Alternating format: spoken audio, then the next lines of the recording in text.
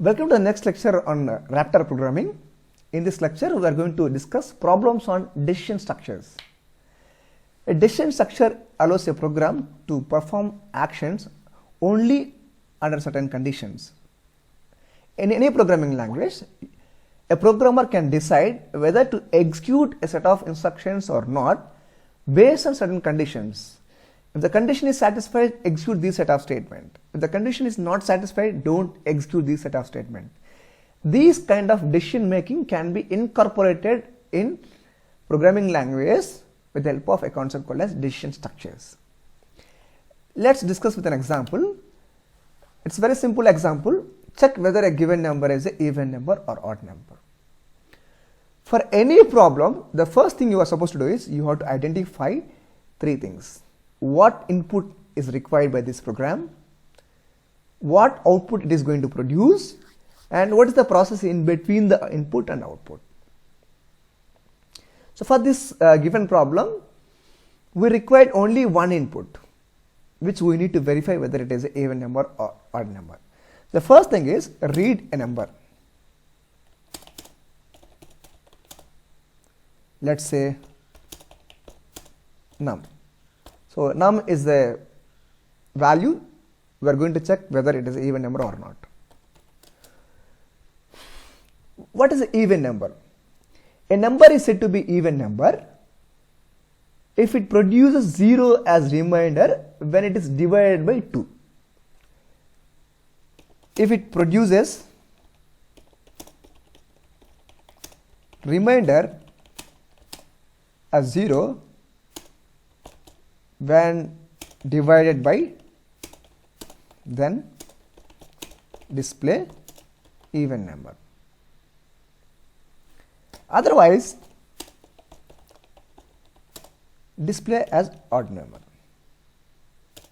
For any given input, either you have display even or you have display odd, not both. Either display even statement has to execute or display odd statement has to execute. Not both at a time. So here you are making a decision whether to display even or odd. Okay, let's draw flowchart for this one and verify the correctness for this algorithm. So this is the master console. So let's write program. Let's convert this algorithm as a flowchart. The first step is read a number. To read a number, we need input statement. Drag input statement and drop here.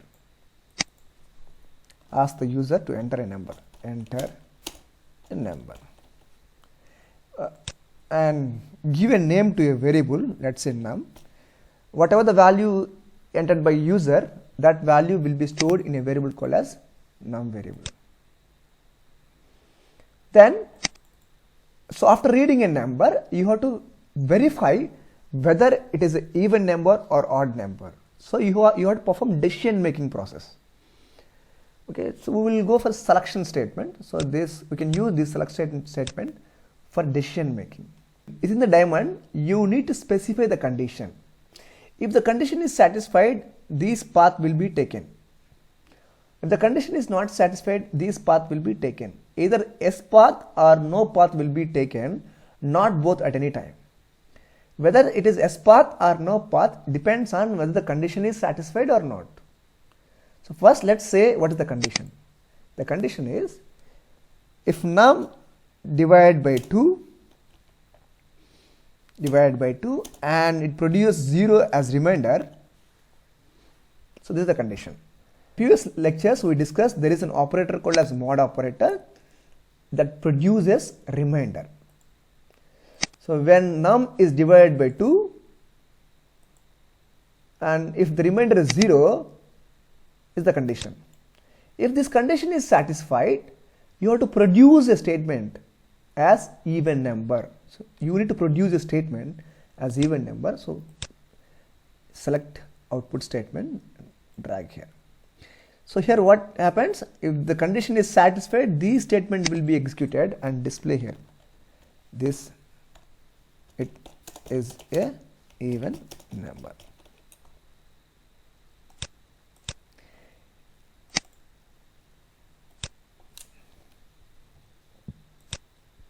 If the condition is not satisfied, that means it is not an even number.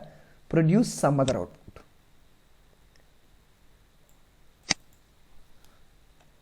It is a odd number.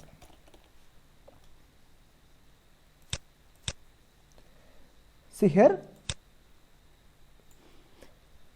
read a number from the user, check whether number produces 0 as remainder when it is divided by 2.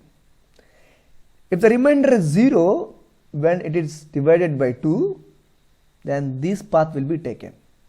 Otherwise, this path will be taken. Either this flow will be executed or this flow will be executed, and that depends on whether the condition is satisfied or not.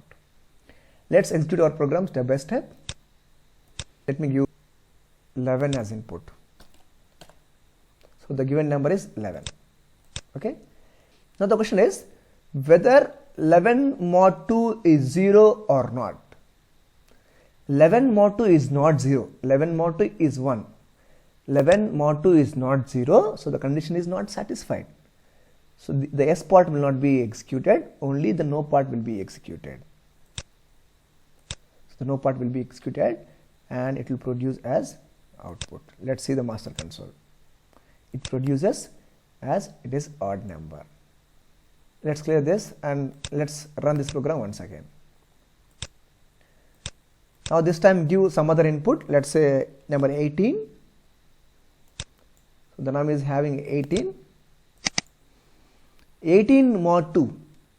When 18 is divided by 2, the remainder is 0. As the condition is satisfied, the S path will be taken. See, the S path will be taken and it is an even number will be produced to the console. So here it is an even number is produced to the console. This is the way how you are supposed to draw flowcharts for the decision structures problem.